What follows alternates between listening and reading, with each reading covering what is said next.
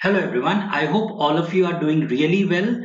So we have this KVPY exam which is in the month of January. Earlier it was in the month of November, but then it got postponed, right? So we have only few days for the exam to be held. So I don't know how the things are going to be, but yes, I think this January the date is basically final, right? So here I am to present the complete video solution for the chemistry, the SA section, which is basically class 11th and class 12th. Okay, so I'll be discussing this KVPY question papers, past year question papers in parts. Okay, so that you don't get you don't get like too much of information over here. It's just completed in parts so that you're pretty much comfortable watching it. Okay, without getting tired, right? So now let's begin with the KVPY section. That's basically the essay section of 2019 part 1, and my name is Krishna Kumar. Okay, so let's start one by one. So we have the first question in front of us. The hybridization of nitrogen, carbon and oxygen in the following compound. So if you could see here, this is nothing but an isocyanate, right? So you already know this is basically an isocyanate, and this is an intermediate which normally you might have seen in compounds containing nitrogen, the various rearrangements. Okay, so this question is pretty much simple, but if you know the steric number of each, okay, if you know the steric number of each, I think it really does very well, right? So first try to understand what exactly is the structure. So if you could see here, there is a carbon, there is a nitrogen, and there is an oxygen. Now when it comes to carbon, right, we already know there is one pi bond, there is one pi bond. So when you have two pi bonds, the only hybridization that's possible over here is sp. Correct. So let's try to get rid of the incorrect ones. So option B goes off, option D goes off, right? Now for calculation of nitrogen, you can actually see that there is only one pi bond. So this nitrogen is basically sp2, right? So but that's not actually the correct way. So let's do it in terms of the steric number calculations. I think that's the best way to do it. Okay. So what is steric number? Steric number is nothing but number of connected atoms. So I'll write here number of connected atoms plus the number of lone pairs. So if you could see here, there is this nitrogen over here, right? There is this nitrogen over here. So this is connected to two carbons. So I'll write here steric number of nitrogen. This is going to be two connected atoms plus there is one lone pair. So this is going to be 2 plus 1, which is 3. So this accounts to sp2 hybridization, right? So shift one of the value. You have 3, right? One value to s, the remaining to p, and I mean p will have 3, and then you have d is basically 5. That's how we do it, right?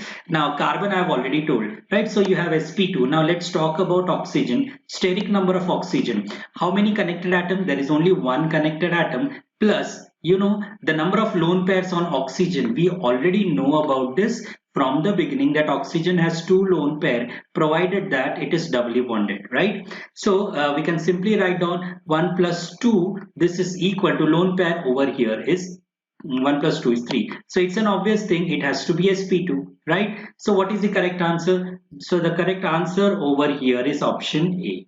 Correct. So we have this answer is option A. So let me just put this in a block. Okay. So this is basically the correct answer. So I think this goes pretty much well. It's very easy question. That's what I'll say, right? Okay. So now let's move on to the next part.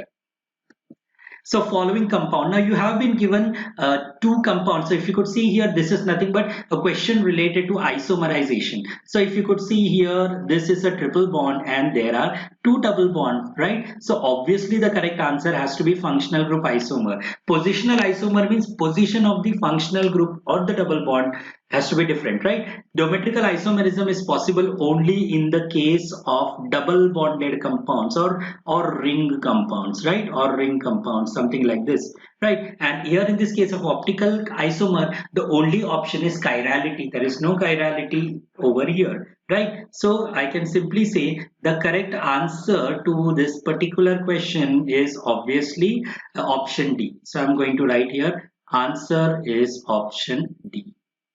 right? Okay, so I would recommend that you really do the general organic chemistry GOC from all the parts, basically including the reaction mechanism very well if you really want to clear this exam, especially the chemistry section. Because if you could see here, all the questions so far are pretty much easy. Right. So now we have another question again, need not be difficult at all, right? So if you could see here, there is a dibromo compound given to you. The first is excess of alcoholic KOH.